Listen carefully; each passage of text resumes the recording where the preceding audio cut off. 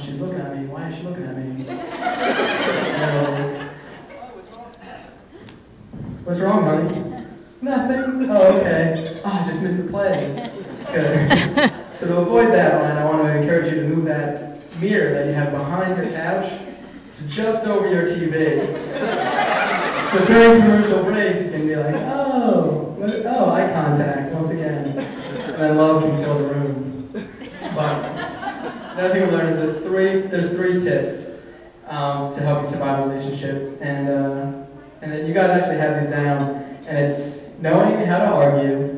You guys know how to do that. Learning how to compromise. You guys are pretty good at compromising. And you guys have similar goals. So to start off, well, with knowing how to argue, I remember one time I was at Ryan's apartment. We were about to go to a party. And, I'm like, what's taking Ryan so long? We're supposed to go to this party. And Mike, his roommate, says, I think he's in his room arguing with Kate on the phone. And I go, okay. And I'll see what the holdup is, try to be discreet. And I put open the door a little bit. Ryan, you alright? Yeah, hold on a second. No, I love you more. No, I love you more. And it was like a half hour, and I was like, yeah, you're getting graduate before you finish this conversation. You gotta get to this party. That's as far as it is, but these two people, I don't really talk too much about this argument, because if they get into it again, Ryan's gonna wind up on the couch or something. They got arguing down, but they also know how to compromise, because I know when they compromise, none of them will get anything done, because, here's an example. What do you want for dinner? I don't know, what do you want? Well, you pick something. Well, you pick something. Well, my pick is that you should pick something. Well, how about Chinese food? You don't want Chinese food? No, I don't want Chinese food if you want Chinese food. Well, I want Chinese food if you want Chinese food. But what do you want? I don't know, what do you want? And these two lovebirds right there, they will starve to death compromising each other all day. So, they're pretty good at compromising, but they also, which you gotta give to them, is they have similar goals.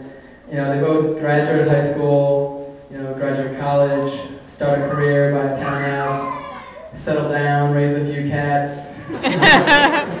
And it was kind of a special moment when they got the cats, because I know they've been trying to have cats for a while. And I actually remember the night Kate came home from the hospital, because she works there, then they went out and they bought the cats.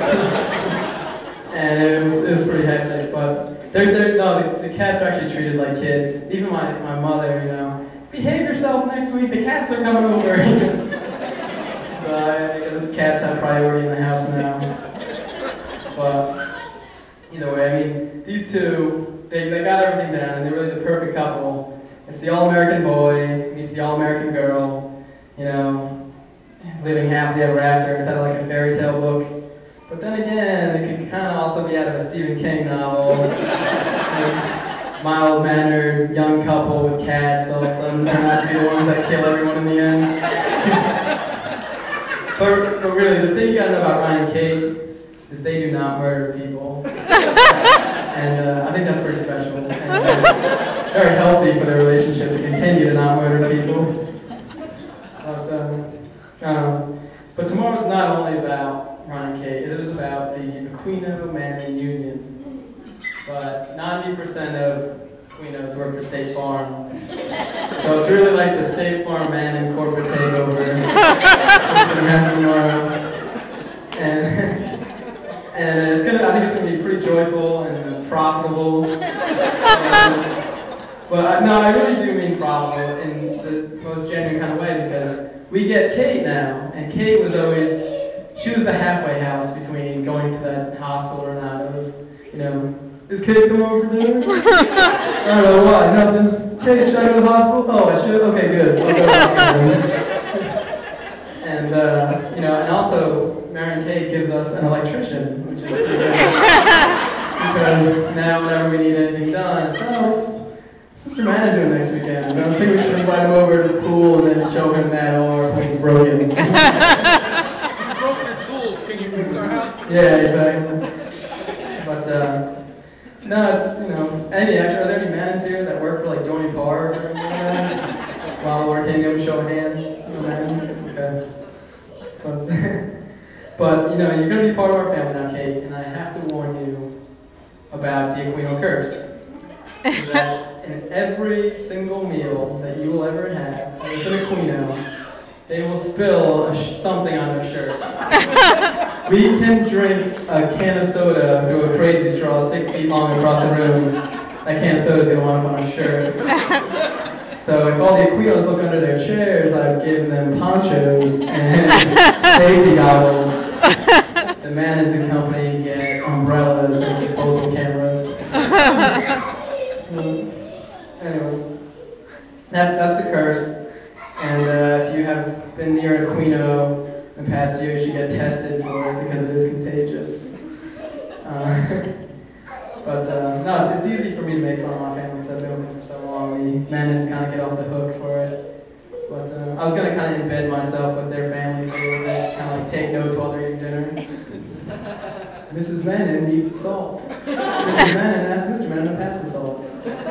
Mr. Mannin salts his plate first, underlined 3 times, and then passes the salt. Christians, they're wondering why I'm there eating dinner. No, that's hypothetical. But if it happened, I would put it in my little Mannin joke. But anyway, yeah, I got nothing on Mannins. Kind of a common name though. Should put like a tilde on the last name.